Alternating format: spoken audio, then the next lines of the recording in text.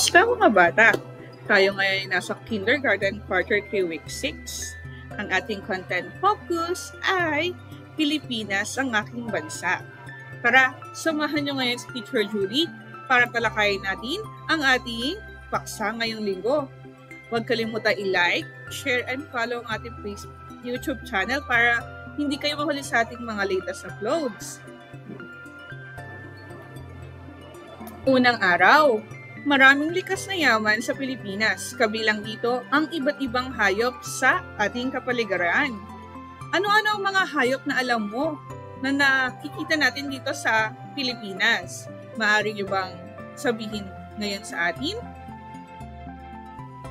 Ikalawang araw, maraming hayop sa kagubatan at karagatan ng Pilipinas. Mga tanong, saan nakatira ang mga hayop na alam mo? Maaari niyo bang sabihin kay teacher? At ano ang kahalagahan ng tirahan ng hayop sa kanila?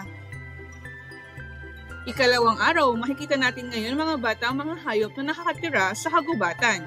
Ang una yung mga ibon, unggoy, giraffe, unggoy, tigre, mga ahas, at marami pang iba. Maaari niyo bang sabihin sa akin ang mga iba pang hayop na inyong nakikita sa kagubatan?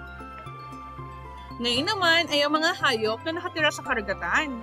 Maaari niyo bang sabihin kay teacher ang mga hayop na inyong nakikita na nakatira sa karagatan? Ayan, makita natin ang octopus, isda, jellyfish, pagong, at marami pang iba na nakatira sa ilalim ng dagat. Ikatlong araw, may nakatira sa tubig lamang, sa lupa lamang, at may nakatira sa parehong tubig at lupa.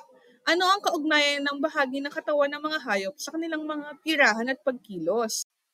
Ito ang mga hayop na nakatira sa tubig lamang, tulad ng isda, crab, at marami pang iba. May mga hayop naman na nakatira sa lupa lamang, tulad ng kalabaw, manok, kabayo, aso, at marami pang iba. Hindi nila kayang tumira sa ilalim ng dagat kasi wala silang panghinga sa ilalim ng dagat.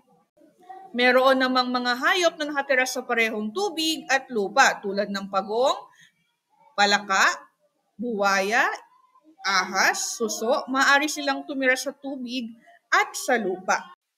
Ikatlong araw, may iba't ibang bahagi ang katawan ng mga hayop. Iba-iba rin ang kanilang pagkilos o paggalaw. Makita natin sa larawan ang parte ng katawan ng isda, parte ng ahas, at parte ng aso. Nakakatulong din ang mga hayop sa maraming paraan. Tulad ng baka, nagbibigay ito ng gatas at maaari din gawing yogurt. Ang baboy naman ay nagbibigay ng pagkain sa mga tao, nagbibigay ng protina at kalakasan sa mga tao.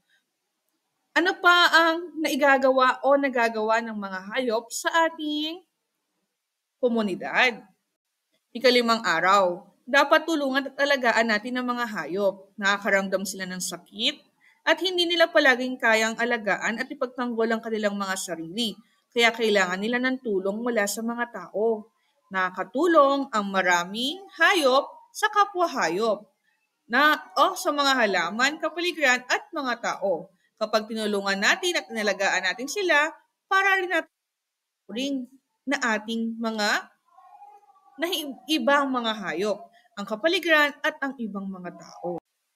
Salamat sa pakikinig at panonood. Hanggang sa susunod na linggo mga bata. Paalam!